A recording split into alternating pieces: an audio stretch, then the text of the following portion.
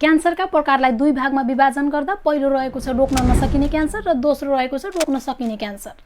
रोक्न नसकिने क्यान्सर अन्तर्गत जुन हाम्रो हातमा छैन, सर्वप्रथम जिनको कारण यो किन भइरहेको छ भन्दाखेरि बढ्दो प्रदूषण, केमिकल्स, रेडिएसन भनेको विकिरणहरू, यसको बढ्दो चापले गर्दा एक उमेर समूहमा गएर जिन परिवर्तन हुने गर्दछ।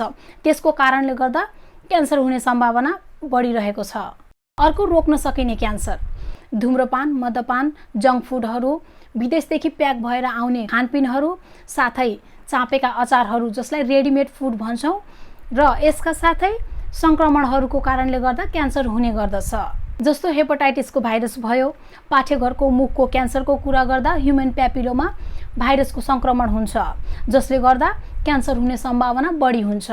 आजभोलि क्यान्सरको बिरामीहरू तेस्रो तथा चौथो स्टेज रोग छिप्पिसकेपछि धेरै दुखाइ बढेर सहनै नसक्ने अवस्था भएपछि मात्र हस्पिटल आउने गर्ने हुन्छ।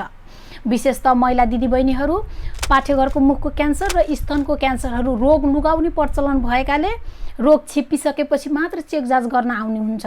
जुन सुरुको स्टेजमा पत्ता लाग्यो भने पूर्ण रूपले निको हुन सक्छ 100%, तर रोग छिप्पिसकेपछि चेक जाँच गर्न आएर यो निको हुँदैन। रोग छिप्पिसकेपछि चेक जाँच गर्न आउनुको मुख्य कारण भनेको सामाजिक लाज तथा पैसाको अभावले थाहा पाइहाले पनि डाक्टरको सल्लाह अनुसार चेक जाँच नगर्नाले समस्याहरू जटिल बढ्दै जाने गर्छ। सकेसम्म क्यान्सर नै हुन नदिने र भइहालेमा बेलैमा औषधि उपचार गरी यसलाई नियन्त्रण गर्न सक्नुपर्छ। मध्य नेपालकै उत्कृष्ट मानिने बीपी कोइराला मेमोरियल क्यान्सर अस्पताल भरतपुर चितवन जिल्ला नेपालको काठमाडौँ उपत्यका बाहिर अवस्थित 1/3 क्यान्सर अस्पताल हो।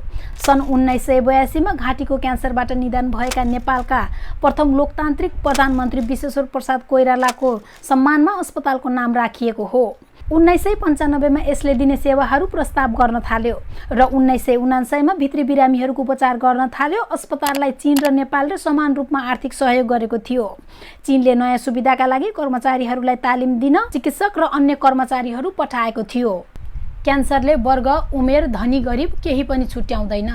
रगतका क्यान्सरहरू जुन साना बाबु नानीहरू र 10 वर्ष उमेर समूहका बाबु नानीहरूलाई देखा पर्ने हुन्छ।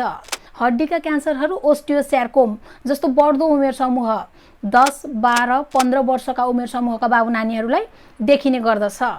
आन्द्राको क्यान्सरको बारेमा कुरा गर्नुपर्दा चाहिँ यो अहिलेको इभन टाइममा 15 वर्षदेखि 20 वर्षका उमेर समूहकालाई देखिने भए तापनि कमन चाहिँ पाको उमेर समूहकालाई हुने गर्दछ। पाको उमेर समूह भन्नाले 50 वर्षभन्दा माथिका उमेर समूहका व्यक्तिहरूमा देखिने सम्भावना बढी हुन्छ। प्राय क्यान्सर सबै उमेर समूहकालाई देखिने भए तापनि बच्चाहरूमा विशेषतः ब्लड क्यान्सर देखिने सम्भावना एकदमै बढी हुन्छ।